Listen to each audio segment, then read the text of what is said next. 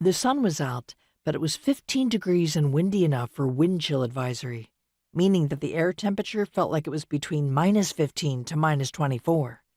Nevertheless, that afternoon I drove past Doug's land to my friend Linda's, a mile further up the hill.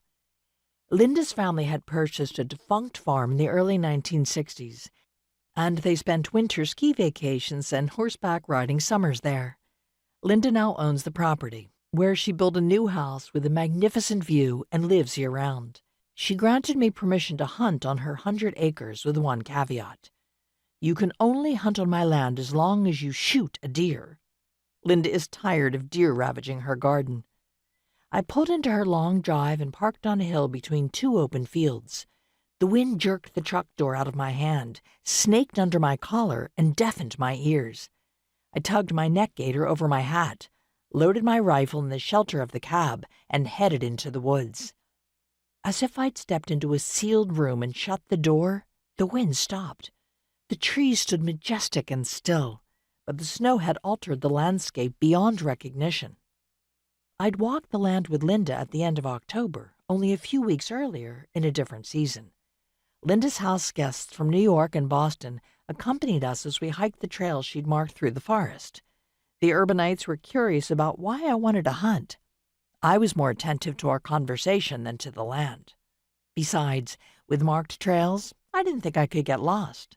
But when I looked up, I saw we were no longer following the trail with dark green surveyor's tape tied to the trees. "Are we on a new trail?" I asked. "The color just changed." "Oh," Linda said, "that's because I ran out of the dark green and just used what I had." What she had was pale blue. Because I talked so much, I'd only noted the stream running down the middle of this 100-acre wood, but gained no clear sense of the boundaries. According to Vermont law, any land that's not posted can be hunted, and more than 80% of Vermont's 6.159 million acres are privately held. Since the Vermont Constitution guarantees the right to hunt, the onus is on landowners to post their land.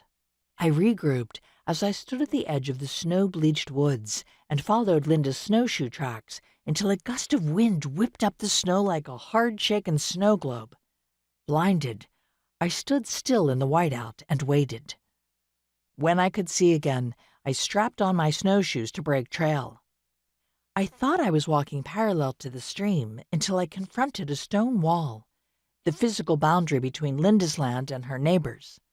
Linda and Annie share a common boundary, but hold opposing ideas about land use. Linda dislikes deer, and Annie dislikes hunters. Neither posts their land. I'm irritated that Annie broadcasts her abhorrence of hunting without posting her land, and I have no intention of hunting on it.